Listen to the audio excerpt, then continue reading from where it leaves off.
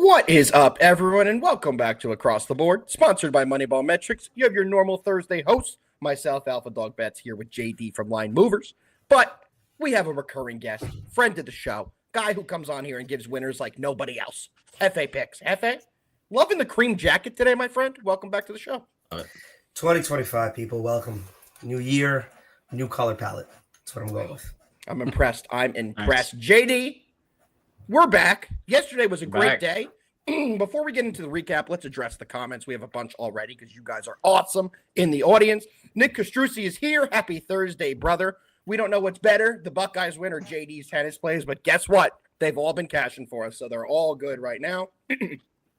Bill is here as well, saying good morning. JD is on fire. Guess my sweep yesterday means nothing to you, Bill. Whatever. I'll just, I'll F myself. Don't even worry about it. J-Bo, what's up, brother? Great wins yesterday from the Goats. We appreciate you tuning in as you always do, J-Bo. Well, I kind of alluded to how I did yesterday, so let's get into our recap on how we did on Wednesday.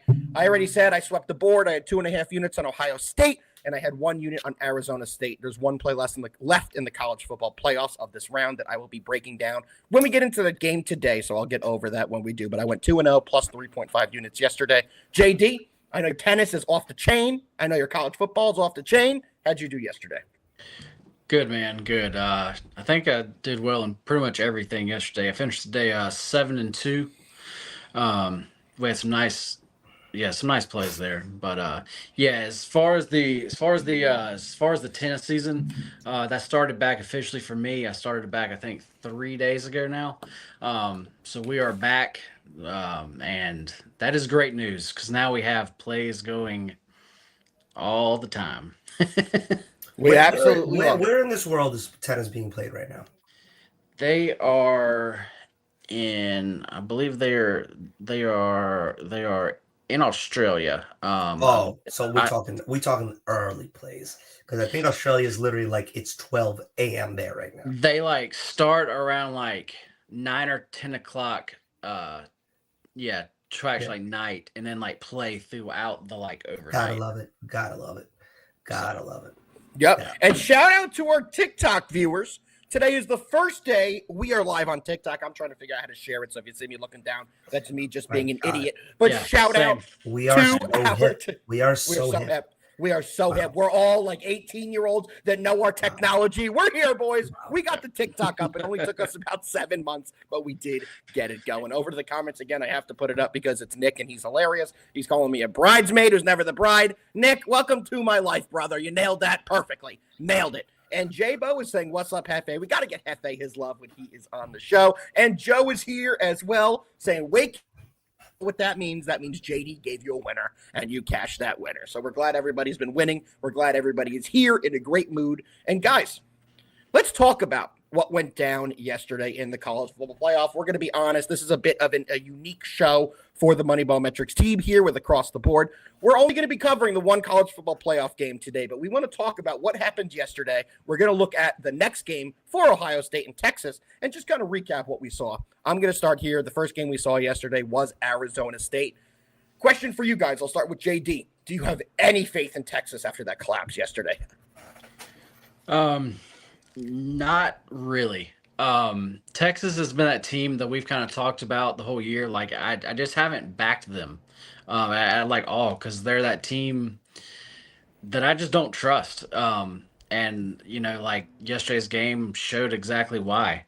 And actually what I had planned to say was we finally had a good game.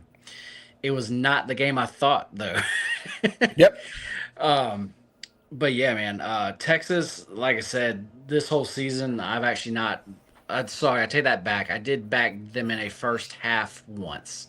But besides that, they're games I've actually not bet on. This actually next game, we'll actually get into that soon. Absolutely. Hefe, what did you think about the Arizona State game yesterday? I mean, Cam Scatterbo. Yeah, what does this guy not do? He's 5'0", 100 and nothing, and the guy's an absolute tank. What do you think about Scatterbo in the game?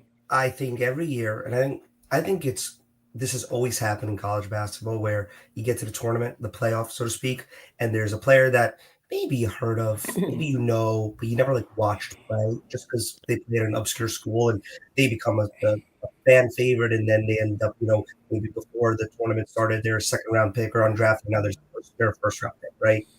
I don't know if that's going to be the case for Cam Scatterbo, but I know there are a lot of scouts looked at that guy and were like, oh my God, we could use a guy like that on our team, just from a locker room, just mentality perspective, like literally puked and rallied. The man had a whole football season in a game. Literally. For touchdowns. He caught so many balls. He threw for a touchdown, 40-yard touchdown. He had an entire season in the game. This guy deserved the MVP of that game, which he got, and he deserves now to be talked about the way he will be talked about going into the NFL. With that being said, this is now, guys, the third game in a row for Texas where, not that I'm not impressed. 3 weeks ago, they lose to Georgia. 2 weeks ago, they beat Clemson. But if you remember, they crushed Clemson in the first half and then ended up just never they won the game by 14. I'm looking at it. They couldn't put him away. They couldn't put him away. And yesterday was the epitome of, at halftime, I was in nap mode. It's night after New Year's. It's that perfect time where you want to nap. You watch the first half, you're like, Texas got this. I think I closed my eyes for a little and I woke up, I'm like, what? And all of a sudden you're in overtime with this team. Going into overtime, when that commercial goes from the end of the fourth, Texas misses two field goals. You couldn't tell me that I could not be told Arizona State was going to win this game. I thought they were absolutely going to win it. No. Kudos to Texas for winning, but man, did it not look good. And the spread right now for the next round, which is at 6, open at 4.5, got to 6.5 in a snap of a finger, is pretty spot on for me. You can't trust Texas. Still talented. Sark's a great coach. Hoover's a good quarterback. But they just, second half, so bad. So bad. You know what's alarming to me? Looking at all the stats, first I want to touch on Cam Scatterbo. Not alarming. Anything he did was not alarming. The guy had 30 carries for 143 rushing yards and 2 touchdowns. That's roughly 5 yards per carry. As Hefe said perfectly, he was 1 of 1 passing for 42 yards and a touchdown as well. But then you take a look at the guy receiving. This is a true undersized running back. He had 8 catches for 99 yards. He was the second leading receiver in the game for both teams. But here I have to get into the alarming point, and that is for Texas. Taking a look at their rushing stats, they went up against an Arizona State defensive line that is not great. Arizona State has been gotten run on all year long. I do not think they're an NFL caliber defense by any means. While Texas has NFL caliber offensive linemen, they have an NFL caliber running back in Jaden Blue. They have an NFL caliber player in Quintravion Wisner. And then you take a look at the rushing stats. They had 30 carries as a team for 53 yards. That breaks down to a 1.8 yards per carry. That's against Arizona State. We all saw what happened yesterday in the Ohio State game, which we will talk about next. But looking over to the future here, when we are going to have an Ohio State-Texas, if Texas can't run the ball against Ohio State, which is going to be a much more difficult task than they had against Arizona State, does anyone think Texas is going to hang in this game? If they become fully one-dimensional against that Ohio State defense, they're going to get destroyed in that game. JD, what did you think about Texas's rushing attack yesterday, or really lack thereof a rushing attack? I was about to say, I was really surprised because the score through most of the game really didn't show actually how that game went. Because Texas was really getting beat. I mean, pretty much everywhere. Yeah. They really were. I mean, it was actually to start the game. They actually had a broken play. I mean, punt return touchdown, I believe was the one that got them to 14-0.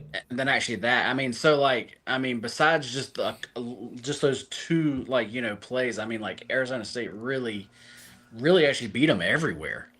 So for me, Texas, there is no way that I'm going to back them. It's just, how am I going to go against them?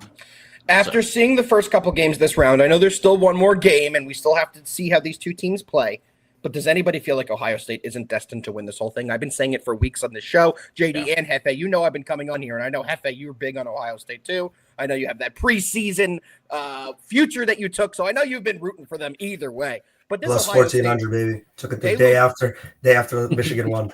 Yeah, I remember getting that text right when you took it. You said, guys, this is going to be the play of the year. This is going to hit. You may have had it. You may have. We will find out. But I do believe Ohio State is by far the best looking team in this so far. And then you take a look at the odds that FanDuel's putting out. So odds to win the National College Football Championship, Ohio State's coming in at a plus 110. The second shortest odds is Texas coming in roughly at plus 400. So to me, Ohio State looks like the clear favorite. JD, what do you think?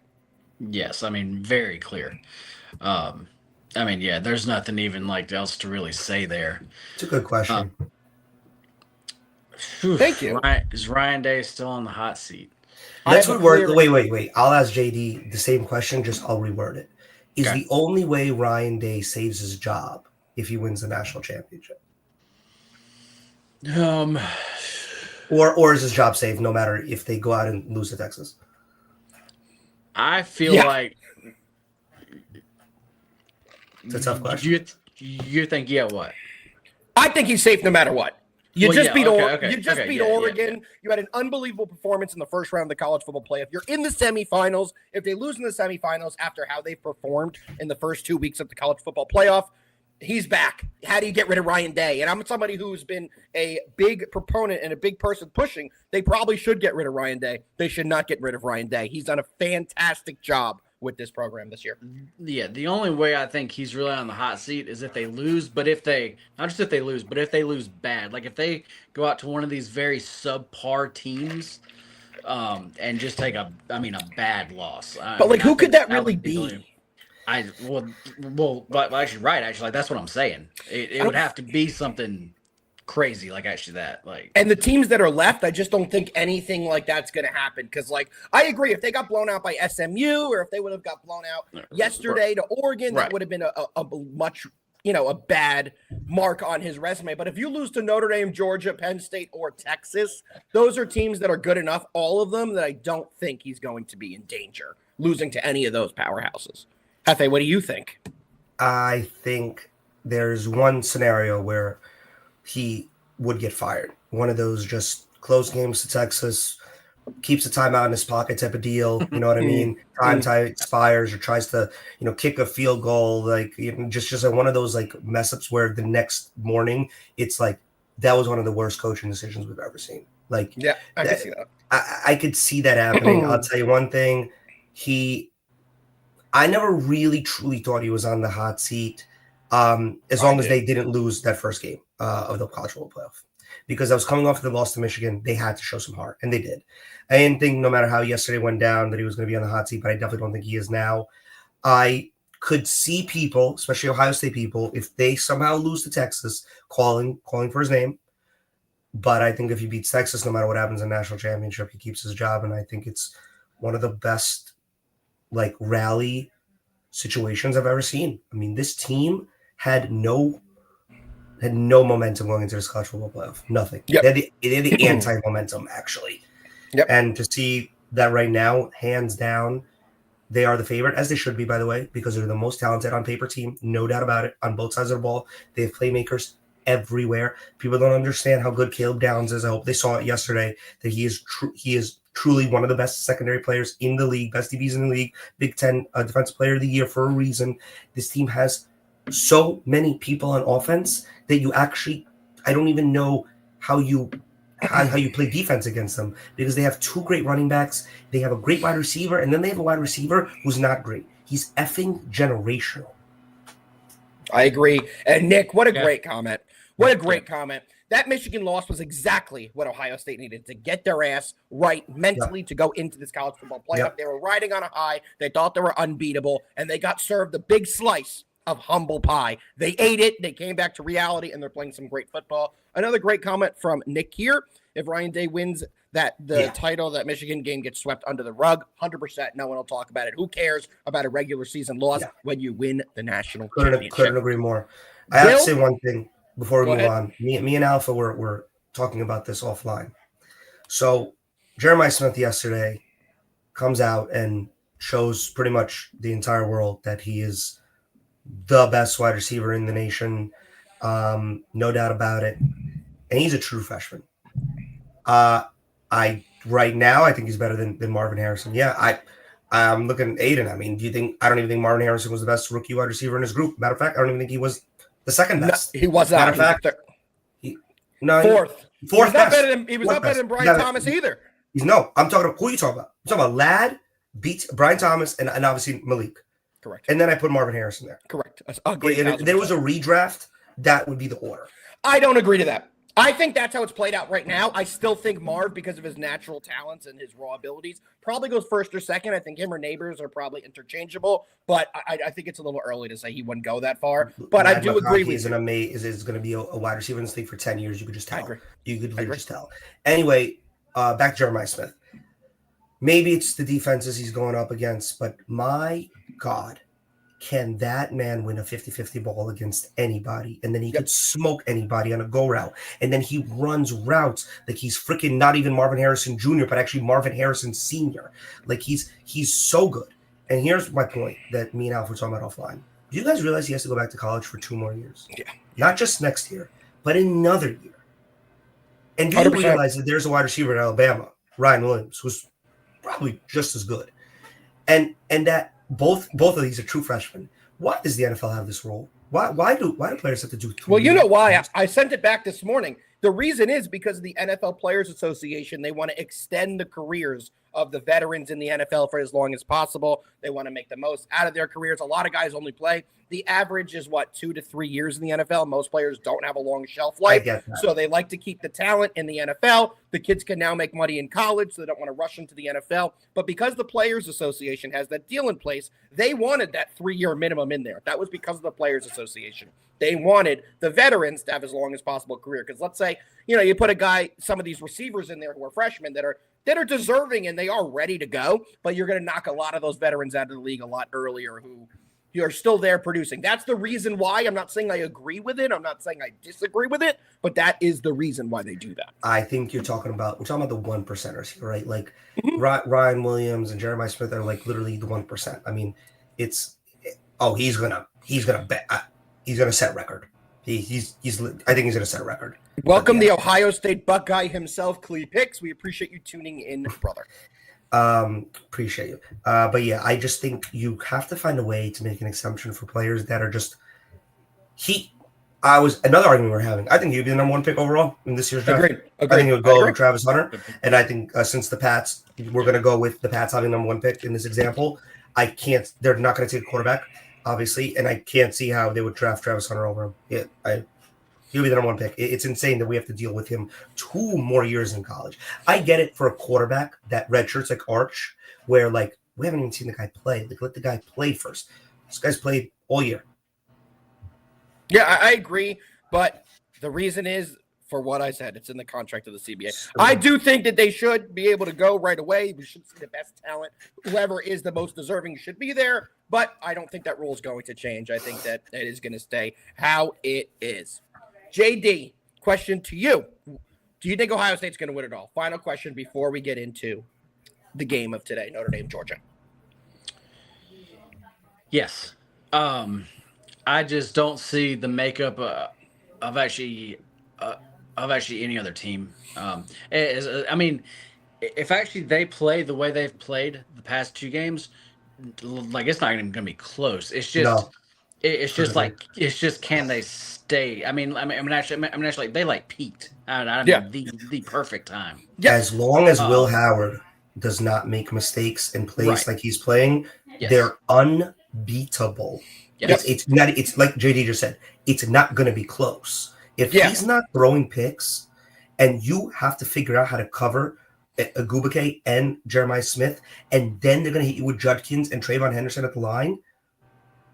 Good luck. You don't have enough players to cover. Good luck. Hefe, final question because I just thought of a new one. We're both Giants fans. If the Giants played Ohio State tomorrow, who wins that game? They would have to literally call it at the beginning of the 3rd quarter. We'd be down 97-3. Okay, there wouldn't be enough paper bags in the building to put fans, heads on it. It would be brutal. They have to turn off the television. It would have to be rated R. The kids wouldn't be able to watch. It would be brutal. I would say that Ohio State has more talent on their roster than the New York Giants have on their roster. That's the end of that. Close. It's not even close. Well, boys, the point of the show is that we give people bets and we get into the game. We're almost at 12:30 and we haven't even brought up today's game. So you boys ready to dive in and break down today's college football playoff game? Yes, sir. Yes, sir. Let's do it, gentlemen. The game we're breaking down is going to be Notre Dame versus Georgia. Notre Dame coming in -1, taking on Georgia with the total at 45.5. Hefe, I'm going to send it over to you. There's a lot of question marks in this game, as you know. Georgia's not going to have Carson Beck. They do have their backup in there, whose name I consistently get Gunnar wrong. Stockton. You know what I keep calling him, like Stetson Hunter, because of Stetson Bennett and Hunter. And I've done that all day. I said it to JD earlier, but Gunnar Stockton is in there. No Carson Beck. What do you like in this one, Hefe? Let's start off this by saying, obviously, we live in the world where, this show is like a candy store. We talk about sports, but we all know the reason that this game is today and not yesterday. So hearts go out to everybody affected, and just tragic shit, man. Terrible to start a new year on that note. I think a lot of these players are creatures of habit. You prepare for a game in a certain way when you know the game is happening on that certain way. So I think the first thing we must talk about is the fact that when you get a game pushed to the next day, and instead of having a game at it was supposed to be late at night, right? Like 8:45. 8:45. Now it's 4:00, and so everything changes. The way your entire plan changes, the way you prepare. So everything is sped up.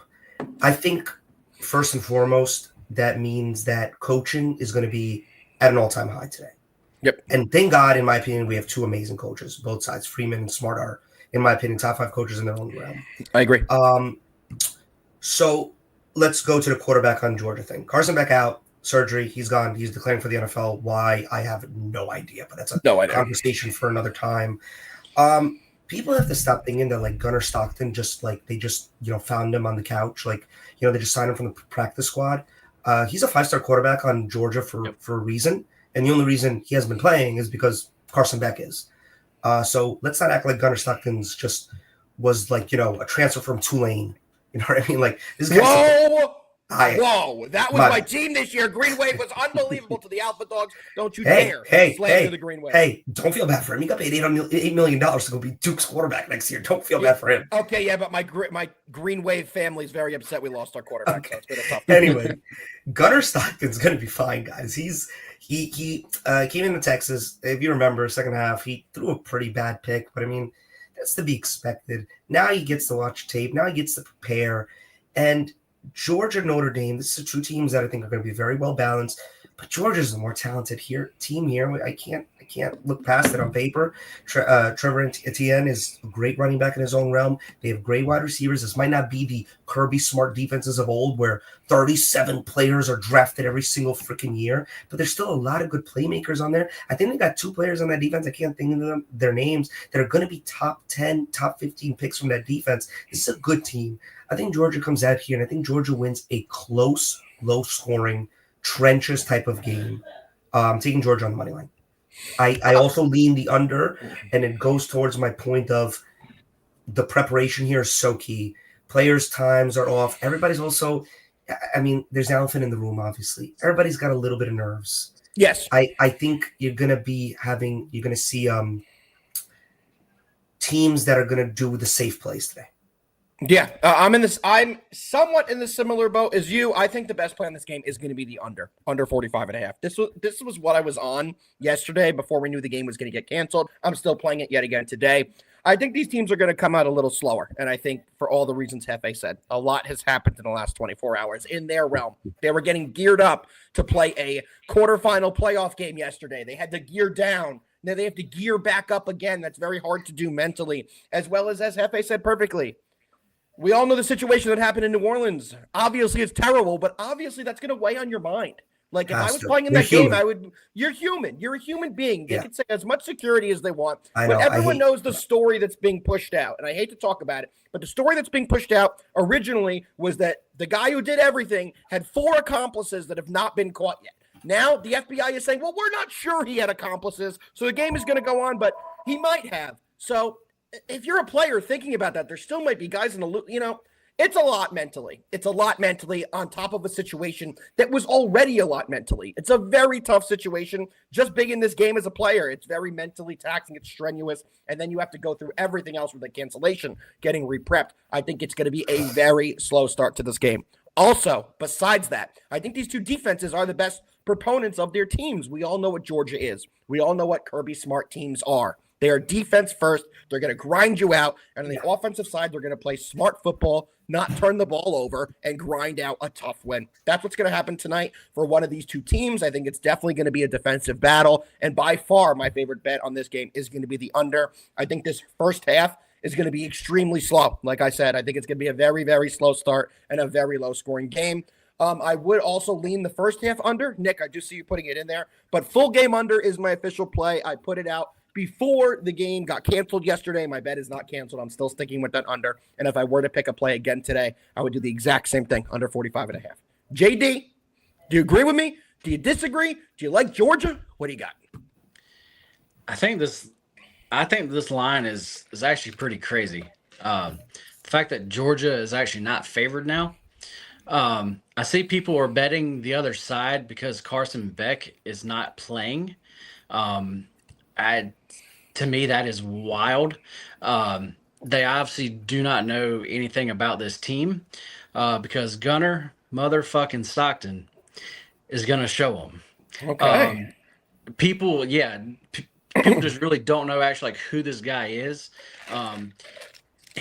He actually is a forgot what high school that he went to, but it actually is in Georgia, and he broke the touchdown. He broke Trevor Lawrence's touchdown record. Yep. And then he beat, I think, Deshaun Watson's record also. Yeah. I think in high school I think he ended up passing for 18,000 yards, and then also ran for actually another 4,000 yards. Jeez. So that's what's cool with him, I think, is that he's going to be able to throw the ball, but as far as the defense goes, they're going to have to watch out because he can run. So for me, this Georgia offense is not getting worse. With actually how Beck played this season, He sucked. He sucked. It's actually the offense is going to be it's going to run just as well as, but it actually might even run a little bit better. Yeah. So for me, I think the line to me is a little bit crazy here. And then there's another big thing here that I have talked about. Whenever Georgia, actually this year we've covered a bunch of their games where, we've a lot of people have come in and said that they've sucked. They just came off of this crazy game where they almost lost and all this. And every time I've said Kirby Smart gets his players up for big games. Yep. And that once again here is a big game. I think in the as far as the bowl games, playoff games, I think Kirby Smart has won 7 actually straight games now. As far as one other thing here, Hefe. Sure. As far as the actual trenches go, and I actually think you said something about that. The Georgia offensive line compared to the Notre Dame defensive line, if you just look at the size of them, Georgia line is just so big. They're literally such large humans. Yes. It's all NFL caliber talent. Yeah. So I think that that's going to be a big deal to day, and that Georgia's going to be able to actually run. So then with them being able to actually run, that's of course going to open up everything else. 100%. So yeah, for me, this is because of everything that's actually gone on here. And then also because Georgia hasn't played now here in a few weeks, and actually all of the other teams that haven't played for a few weeks. Put up Joseph Stet's comment, Alpha. He commented a few minutes ago. This is going to be my question. This one?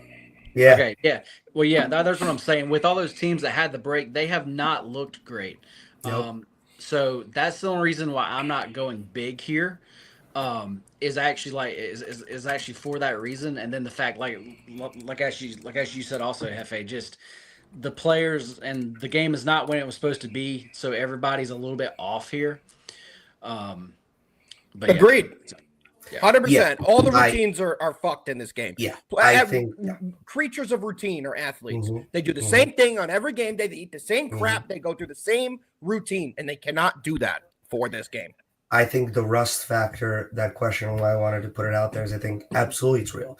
I could see this being a 6-3 game at half where Notre Dame is up, like where Georgia's just rusty. That made me laugh. Well done. Well done. That is actually really funny. But that is really funny. I like it. But yeah, I do think rust is absolutely going to come into effect here on Georgia's side. We saw it on the other 3 team side, but I also think the situation is going to cause both teams to just kind of be a little bit slow. Yeah. And it's going to take a little bit of just coming back to normalcy, which is playing football, to get teams feeling better. Don't forget, even their process of going into the stadium tonight is going to be way rougher than anything before. If players usually have to go through one security check, like walk through a metal detector, today it's going to be them walking through 7. Yeah. It's not, nobody's taking today lightly. So I think it's going to take both teams a little bit of like, okay, let's get a couple drives in us. I even think the play calling is going to be very sensitive to that. Let's not dial up some big throws. Let's get some plays in us. Let's get back to playing football and see how the game progresses from there. And you know what that all helps out? The under. The under, baby. The under. Which makes I'm not not a big teaser guy for college football, but take the under up and take Georgia. Give Georgia some points there. Would it be very enticing? Good question by Aiden here. How many fans do we think will be there, and did they refund tickets? I don't even know. Gonna be honest, I have no information on that. I think it'll that be works. Full. I think it'll be a full stadium. I don't think they can afford to not have a college I football. do think that there is obviously, depending on who you get tickets from, Ticketmaster does stuff of that. There has to be something in writing in like the little print of whatever you want to call yesterday. Yeah. And in terms of like if you don't feel comfortable going, I'm sure people will get their money back. But let me tell you something. There are people today who are on the other side who are just like, damn, I hope there's tickets available because I want to go. I want to skip reality for a little bit. Yeah, for sure. Exactly. For sure. All right, boys. Well, let's going to break down this game. Hefe, we're not allowed to talk about this, but I just want to put this in your head just to bother you. So you can't respond to this. Just got an alert that the Orlando Magic are debating or are advancing in a trade for potentially getting De'Aaron Fox. Wow, what a team they would be with De'Aaron Fox. Just saw that. Had to get it out there, but you're not allowed to answer that. You could just ponder on that. Fellas, we have a couple things left that we have to do on this show. One thing I do want to bring up, we don't have the graphic today, but there's a great promotion with MoneyBall Metrics. Get 2 months for just $30. Go over to the MoneyBall Metrics Twitter page. It's pinned on MoneyBall Metrics. You're not going to get a better deal, guys, than $30 for 2 months. Go find the deal, get in the Discord, and have some fun with us. Continue cashing with us, and let's keep winning together. Fellas, we have one more thing on this show that we have to do, which is give out our best bets. But I think everybody knows what that's going to be because we only did one game. But in case not, the graphic is rolling. The video is rolling. The best bets are flowing. I'm going to go first, and you guys already know what it is. We're going for 4-0 in this round of the college football playoff. Give me the under 45.5 in Notre Dame and Georgia. Hef, what you got? I believe I came on this show, when was it? Tuesday. I said in our last little segment there, I said take the parlay of Texas, Penn State, Georgia, and of course Ohio State. So we're still riding with that. We still got that last leg open, and I'm doubling down and taking Georgia money line on the side. I also really like the under. I'm gonna look at what a teaser would look like with getting Georgia some points and taking the under up. For sure. I love it. JD, close us out. Georgia. Yep. Georgia. You can actually them on the money line. I believe you can still get them around like a minus 105. You know what? Since we have a little bit of time here, let me look at the Gunnar Stockton props here. Gunnar Stockton, man. Hunter Stetson, baby. What a player. Because his completion prop is probably a little bit low. Let me pull up. I just think Georgia's gonna end up winning this game. Any props you like, Hef? You're a big prop guy. Any props you're putting out for this game? I would maybe not you're putting out. I don't want the ones you're putting out. What is when you log in when Hef logs in at 3:45 to get his last-minute SGP locked, because I know you, brother, you're going to do that. Who's the targeted player? Etienne, definitely Trevor Etienne.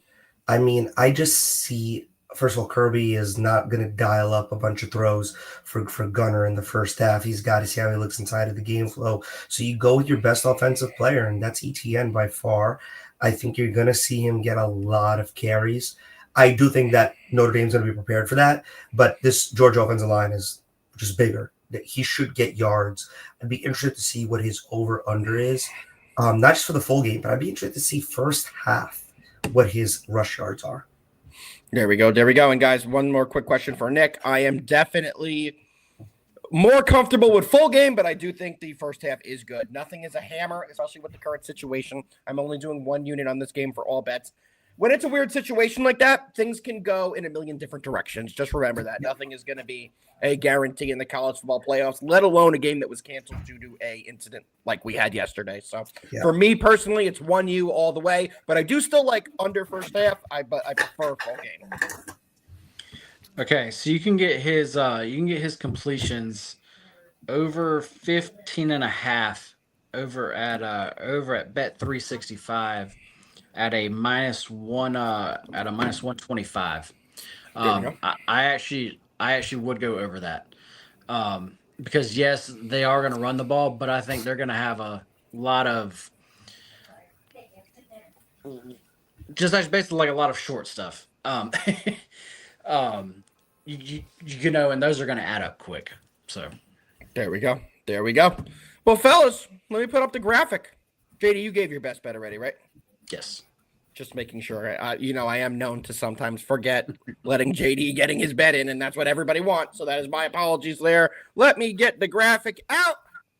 Get your phones out. Take your screenshots. You can see what we're here on. I'm on the under, and the two boys with me, the two sharps with me, are on the Georgia money line. So I may have to tail Georgia as well. But fellas, it's been a fantastic show. We covered all the games yesterday. We broke down today's college football playoff game. For only breaking down one game, we have about 1,000 people still with us. We appreciate every single one of you. And JD, as always, tomorrow's the big one. Last week of the NFL season, we do have our NFL show that will be live on Friday. We will be back tomorrow, same time, same place. Hefe, any parting words from you before we get the hell out of here?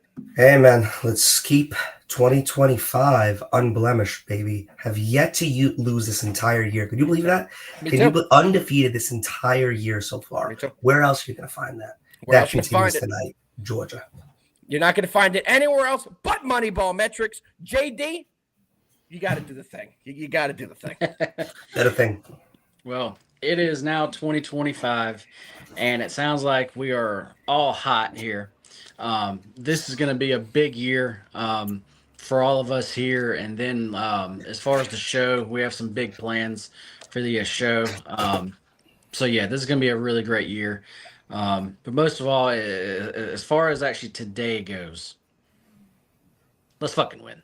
Let's fucking win, baby. JD did the thing. We broke down the games, and y'all know what we do around here. We'll be back tomorrow. Same time, same place. Hefe, let's go, Knicks. We won 1 million in a row. Let's go, Knicks. You are the best team ever. Goodbye, everybody. Peace.